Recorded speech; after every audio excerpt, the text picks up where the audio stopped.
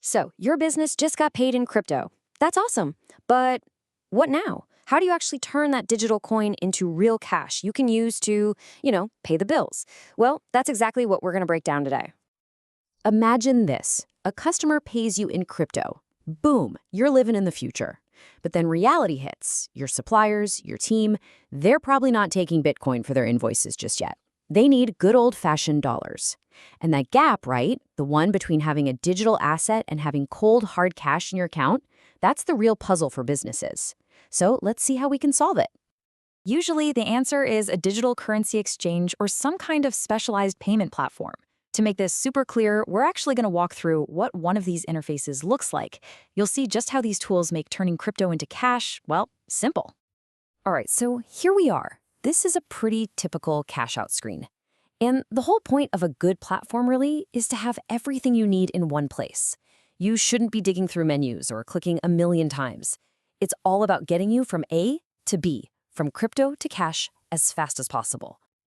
Now, here's something you've really got to think about when you're picking a service. Localization, right? Does it work with your country's currency? Is it all above board with local rules? Because using a platform that's built for your specific market, like this one here, which is designed for Australian businesses, can make things like taxes and banking so much easier. Okay, so how does it actually work? Let's get into the nitty-gritty and break down the steps for setting up a transaction. And you'll see the whole thing is designed to be super, super simple. Really, it just comes down to 4 easy steps. 1. Pick your wallet. 2. Choose your token. 3. Pop in the transaction details. And 4. Confirm and send. That's the whole shebang. Let's take a closer look at each one. All right, step 1, where's the money coming from?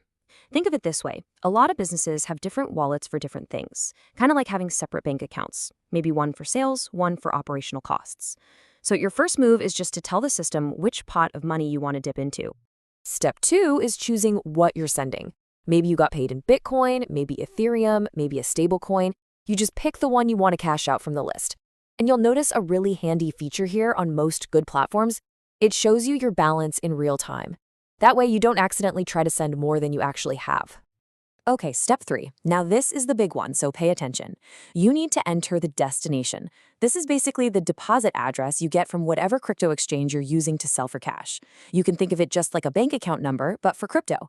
It's this long string of letters and numbers, and you have got to get it perfect. Double check, triple check it. Then just type in the amount you want to send. So you've got all your details plugged in. You're on the home stretch. Now let's look at a few things that help you hit that send button with confidence. You know, the difference between a frustrating experience and a smooth one often comes down to the little things, right? The small, helpful features. A good platform isn't going to make you go hunting for info. It brings it right to you when you need it. Let me show you what I mean. Check this out. Some platforms will have these quick links to the big exchanges built right in. Since your end goal is probably to sell that crypto in a place like Coinbase or Kraken anyway, having those links right there is a really smart shortcut. It's super helpful, especially if you're kind of new to all this. But what if you get paid in more than just one type of crypto? I mean, a modern business has to be flexible, right? A good cash out process needs to be able to handle all that variety without making your life more complicated. So even though we were looking at SOL in that first example, you are not locked in. It doesn't matter if you got paid in Tron or a stablecoin like USDT. The steps are exactly the same. The platform just doesn't care what the token is. And just look at this side by side. On the left, we're sending SOL. On the right, we've switched over to USDT. See? The interface, the steps, the whole layout, it's identical. And that consistency is everything. It means once you learn how to do this for one crypto, you literally know how to do it for all of them. So what's the big picture here? What should you remember? First, the process itself is pretty standard. Pick where it's coming from, what you're sending, and where it's going. Simple. And second, when you're choosing a platform, you want one that's flexible enough to handle different tokens, but keeps the interface the same. The whole goal is just to make that trip from digital coin to cash in the bank as smooth as possible. And that's really the bottom line, isn't it? It's all about closing that loop. You're accepting these new, futuristic payments, but you still have to fund your day-to-day business. The right tools turn those abstract digital coins into real, tangible capital that you can actually use. So this all leads to a bigger question for you and your business.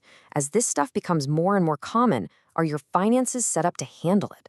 Because really, knowing how to move smoothly between the world of crypto and the world of traditional money, that's going to be a huge advantage going forward. Something to think about. Thanks for hanging out with me for this breakdown.